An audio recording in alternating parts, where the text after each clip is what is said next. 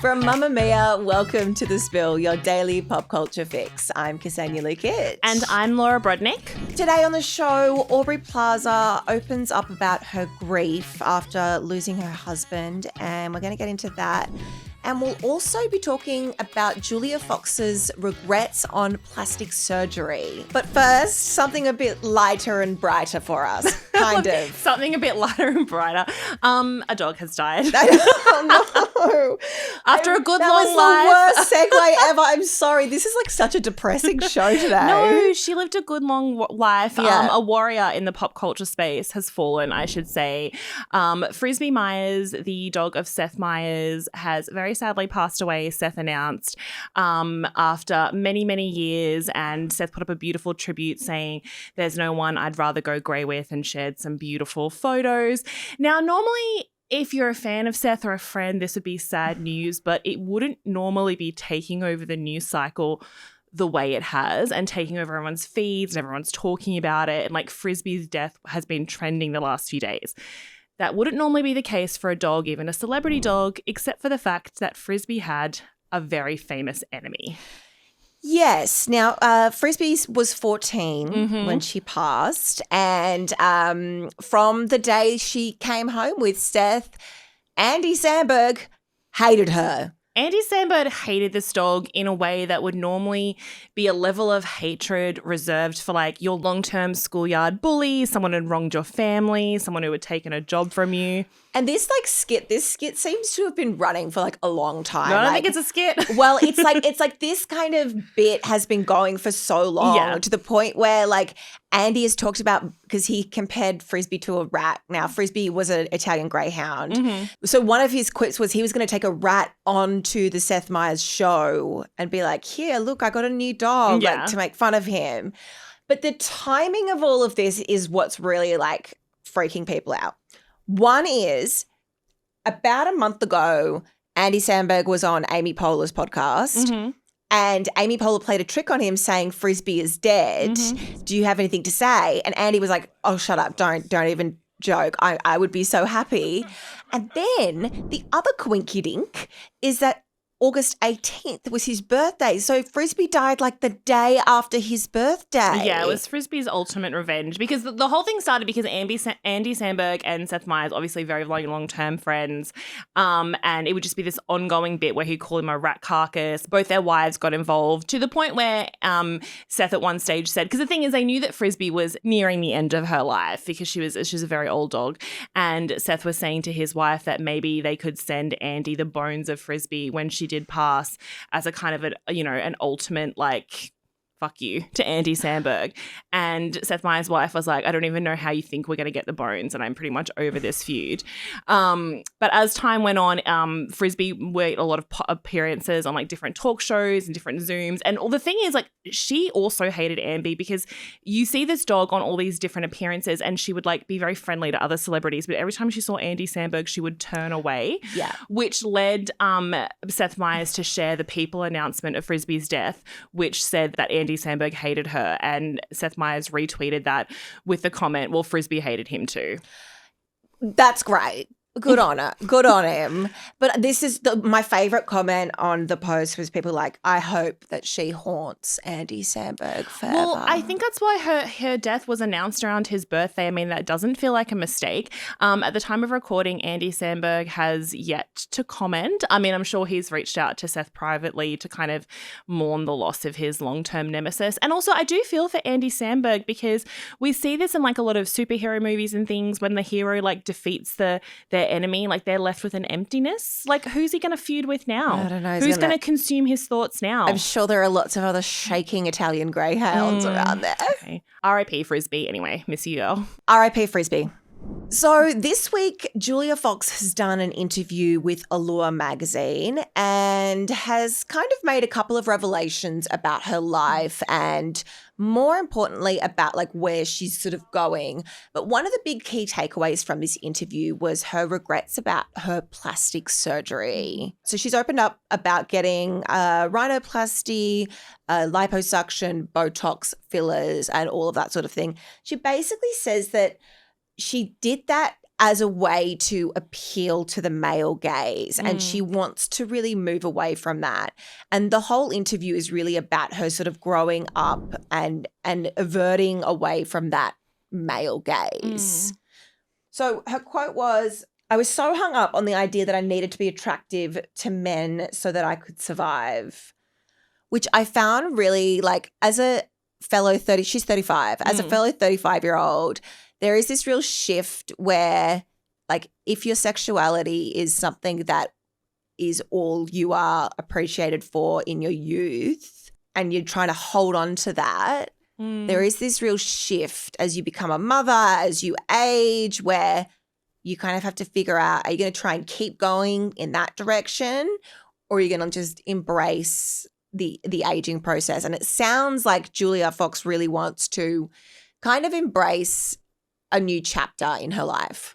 Yeah, I mean, look, I find everything Julia Fox says so fascinating because she just does, she's in this moment the last couple of years since she moved into being a different kind of it girl, around just dropping these truth bombs of like, yeah, I call the paparazzi and I do these walks to make sure they get a proper outfit, or I did this thing with Kanye for a publicity stunt, or this is what my apartment looks like and it doesn't look the way other people show theirs on Instagram. Like, she does put out these little revelations. The part about survival I found interesting because if you've read her book, she has had the wildest life, but it was very shaped, especially in her younger years, shaped by like older boyfriends or men treating her badly or people giving her opportunities in movies and films. I mean, obviously it's a lot more complex than this just one kind of takeaway, but people giving her all these opportunities or attention, both positive and negative, because of the way she looked. So I can see how if you have this entry from like living in this like smaller poor family raised by a single parent, all these things she was going through, if you have this entry into this big glamorous world of Hollywood and fashion and stuff, if there was a way to change the way you look to get into that world, which is kind of what she did, that you would take it and then have regrets as an adult because you'd completely changed your face. Yeah, and I mean, look, I don't think she looks that different to what she was when she was younger, but I understand the sentiment behind it is she did that not because of her. She did that to please the people around her, and that's what she talks about regretting. She says, I always feel so jealous about, you know, the women who say they haven't had anything done at my age, and I just feel a lot of jealousy for that. She goes on to say in the article that she hasn't had anything done recently, but, you know, she's open to it. She may kind of do something later down the line. But something that I really wanted to, before we get into the other bit that I really loved about the interview, when you're young and hot, it's like that's your identity. Then you're like, shit, I need to stay young and hot. And that was just something that was like what you were saying before. It was just like this grasping onto that part of her life.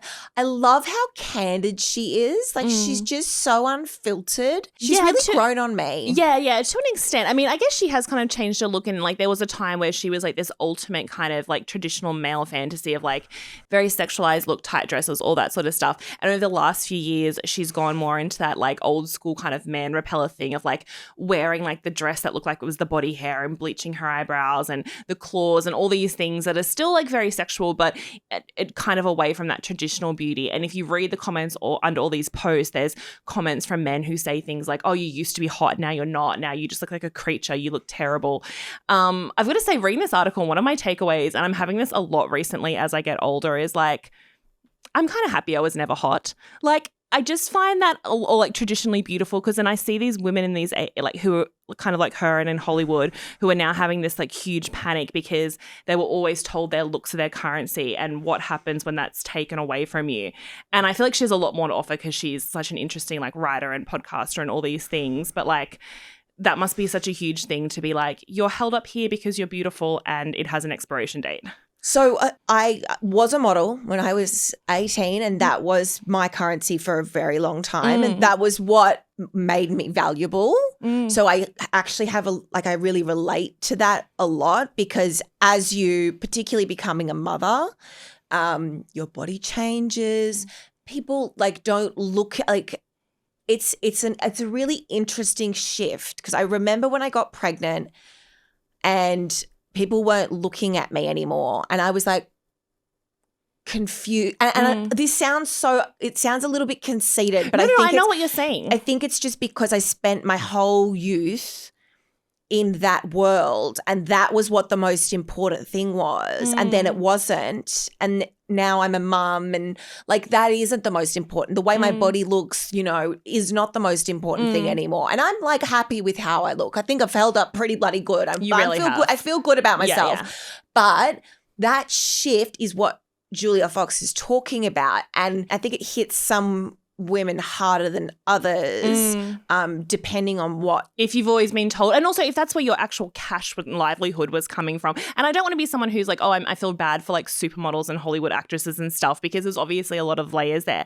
But it is just something that I've come to realize the last couple of years as I see like groups of women, or even just groups of women who I know who aren't super famous, who have like their looks have been a big part of their currency, and why people have told them they're special, and how stressful that is when that starts to be taken away from you, even if it's not physically taken away from you, just people being like, well, you're this age now, or you don't look like you did when you're at 18.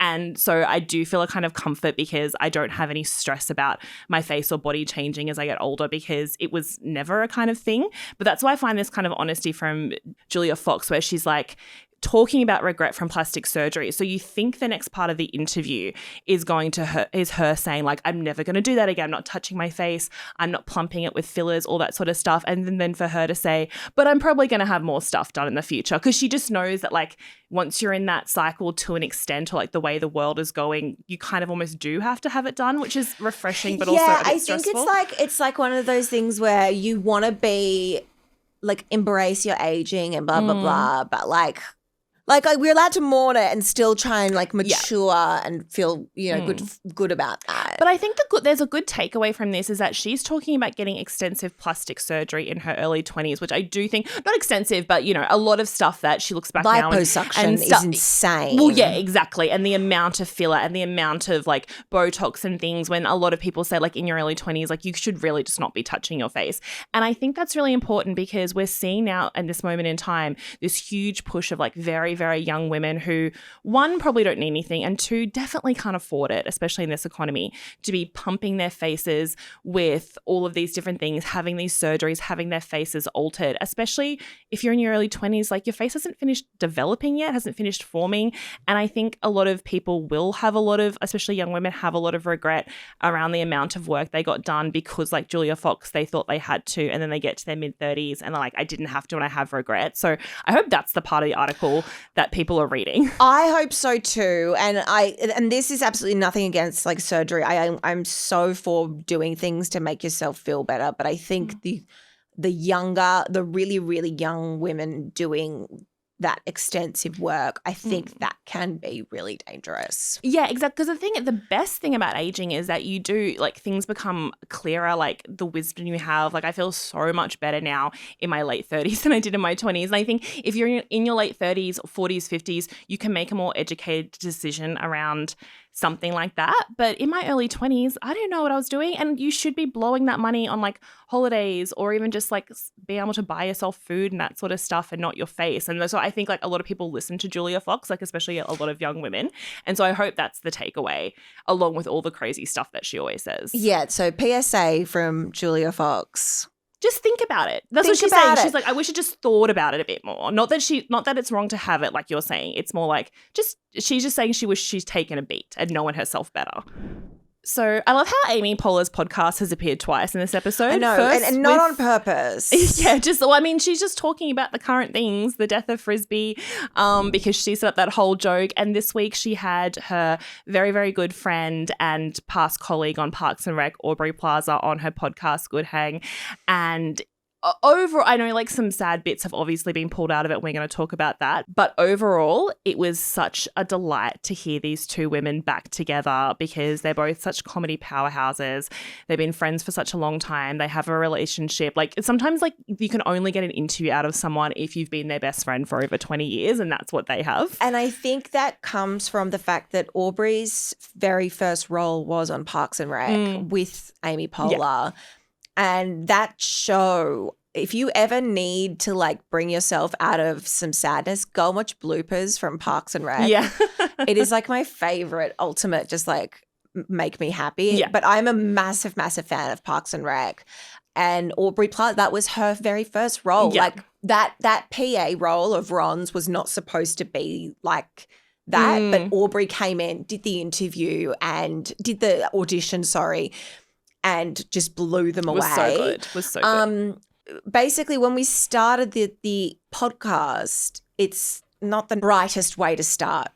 Yeah, I mean, it was always going to be a difficult topic. So she's on the podcast to promote her new movie, Honey Don't, which I'm so excited to see when it finally comes out in Australia soon. And so they were going to talk about Agatha all along and all her other roles and their friendship. But Amy Poehler did something really smart, which again is something I think you can only do if you have a relationship already, is that she knew the thing that everyone would want to know straight off the bat was how Aubrey was doing nearly 7 months after the death of her husband by suicide, Jeff Baena, which was reported at the time via a statement from his family. They had like a semi-public romance because they were long-term collaborators. Aubrey had told all these beautiful stories about how long they'd been together and how they had survived like lockdowns and COVID and everything together, how it had brought them closer, how they got spur of the moment married in their backyard, all these things. So like there was a lot of public investment in their romance, and obviously people love Aubrey Plaza. And so the news of his death was really shocking for fans, and we haven't seen Aubrey that much. She made a small cameo at the SNL 50th birthday celebrations, and what was really sad about that is that she was wearing a tie-dyed t-shirt under her blazer, which if you kind of knew about her relationship with her husband, is that tie-dyeing is something they had sort of got into together over COVID to keep themselves sane, and so that was kind of like having a piece of him with her at the time. So she hasn't really spoken about it, and at the very top of the episode, Amy you can see that she's just like, we're going to talk about this straight away in a really loving way, and then we can move on to other stuff, and ask her how she's feeling, and her response was really lovely. This is like a really dumb analogy, and it was kind of a joke at a certain point, but like I actually mean it. Did you see that movie, The Gorge? No. It's like a alien movie or something Okay. with like Miles Teller. Okay. And but it's like in the movie there's like a cliff on one side, and then there's like a cliff on the other side, and then there's like gorge in between, and it's like filled with all these like monster people that are trying to get them. And like I swear when I watched it, I was like, that is like feels like what my grief is like. It's funny because it's not funny. It's that movie is a kind of a silly movie, got panned. It was like a sci-fi movie, and so I loved it. Like it's like kind movie, of like, yeah. but it's not like it's like a really big serious one. But No. But I actually do think that analogy on grief is quite poignant, because you think about when you drop down and then you've got to climb back up the mountain. We know that life is full of peaks and troughs. I mean, they were together since 2011. Like, it was a long-term relationship. They had separated at the end of 2024 in sort of September. But as far as we know, like Aubrey had received a text from him 3 hours before his death by suicide.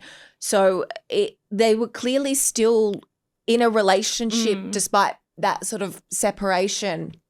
It's a very honest response. A very like, yeah, I guess I'm okay, but like it's like, but I think grief is like that. Grief hits you. And when she talks about the pool, she talks about a little bit later on in the interview, she talks about grief being like a pool that's there. It's always there. Sometimes you just want to dive in and let it consume you, and other times you kind of it's just on the periphery. And I just thought that was a really lovely way to explain it. And it was honest, and you could see Amy really empathizing with her friend. And again, I agree with you. I don't think that question would have had the same answer from a journalist like you or I. You know, it wouldn't have had that same gravitas and emotional rawness to it. Yeah, I just think if you're someone who's, if one of us was interviewing her, you'd have to really lean into and build up to something like that. Whereas like a friendship, you can sort of ask it at the top and get it out of the way. I also thought it was a really beautiful way to describe grief. And I really feel for her in this moment, not just because of what she's gone through, but because even though Aubrey Plaza is a very public person, she doesn't like talking about her private life or being very like not open and honest, but she doesn't like, I guess, being her real self in public. And that's why often when she does press tours and interviews, she comes out in a costume, she plays a character, she tells these wild stories. Like she's always a comedian, like she's always on. She doesn't usually do these kind of quiet moments. And I felt that she was very uncomfortable in that moment sharing her grief with the world because it's not what she would choose to do if she had the choice, but because she's in the public eye, she had to. And I also don't love the way that we critique people in the public eye, or really anyone actually, of how they show grief. Like, are they showing it in the right way? Are they showing it enough? There's some people being like, oh, but she didn't look that sad. She wasn't really crying. Some people don't even like that she mentioned the Gorge, which I hate because they're like, oh, that's such a silly movie. And why would you compare your husband's death to such a silly movie? And like, yeah, it is a silly movie, even though I quite liked it. Miles Teller's on one side of the Gorge. Anya Taylor-Joy's on the other. They're assassins. They're guarding both sides of this gorge. They don't know what's down there. They have what I think is one of the cutest love stories I've seen in the last 2 years because they fall in love across the gorge, and yes, then they have to battle monsters. But her analogy of like they're having this like life on the surface, which is quite cute, but there's this thing lurking below that's always going to come up and get them at some stage, is what grief feels like. I actually think it's really very bright and in depth and poignant, and the monster that sits, it's the same kind of analogy that people use when they talk about depression, is that monster that sort of sitting underneath, and all of a sudden it will rear its ugly head. And that's what she's talking about. She's not talking about the movie and it being comparable to her husband. Come on, guys. Yeah, and like leave the woman alone. Like she's and her not sobbing, I don't think is like I know many people who, when they have dealt with grief, become quite stoic. Like I cry at the drop of a hat. You could tell me like I would, if you asked me how I was doing today, I'd probably start crying because I live on the surf. But some people are a little bit more like, if someone asked me that 7 months after my husband died, I'd be in tears. But Aubrey just was like, yeah, I mean, I'm fine. I'm okay. Yeah. I'm not happy. Yeah, because I'm getting through. I think what people wanted from her was like, when this idea of like, how are you doing? What they wanted to know was like, what are you doing? Like, what are you like? Are you still crying every day? Like, are you feeling this? Are you feeling that? I think people wanted like a concrete answer, and instead she likened it to a movie, which ties into what she says later in the episode, where she talks about the fact that she loves movies so much and making movies that it's kind of become the one thing in her life. Like, she gives this really beautiful quote that she's like, I love movies so much. That's all I need. I don't need people. I just need movies. And I think that's very telling that she used a movie to describe her grief instead of letting people in. But yeah, I never like this idea of like critiquing how someone grieves and if they're grieving the right way and if they're acting the right way and all this sort of stuff, especially when she was more emotional than she would have ever wanted to be on a public platform. Yeah, absolutely. And that could just very well be her personality. Yeah, exactly. But I thought it was brave and beautifully spoken, and wish her all the best, and really excited to see her. What's her new movie about? Oh, it's her and Margaret Qualley, who pops up at the beginning. And so, because at the top of every Good Hang episode with Amy Poehler, they get like a friend or family member of the person who's being interviewed to pop in on screen and ask them a question. And so it's like kind of like a love story. Well, not a love story, but between her and Margaret Qualley in Honey Don't. And Margaret pops up and she's like, I'm so sorry. There's only one thing I can think to ask Aubrey, and it's, what was the Salem witch trials like? And then in the interview, Aubrey brings up the Salem witch trials completely unprompted. And then Amy starts laughing and she's like, well, that's really funny because that was Margaret Qualley's question of like, what were the witch trials like?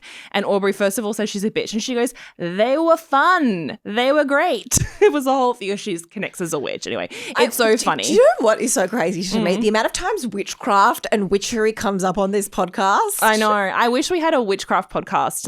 Write in if you'd like that to happen, because I would love to host that. But anyway, yeah, obviously the grief part of this podcast is the one that's making headlines, but I do recommend everyone go and listen to the full podcast because they talk a lot about Parks and Rec. They talk a lot about other funny things and their careers and their friendship, and it's just a really beautiful listen overall. Like, grief is touched on, but there's a lot more to Aubrey Plaza than that.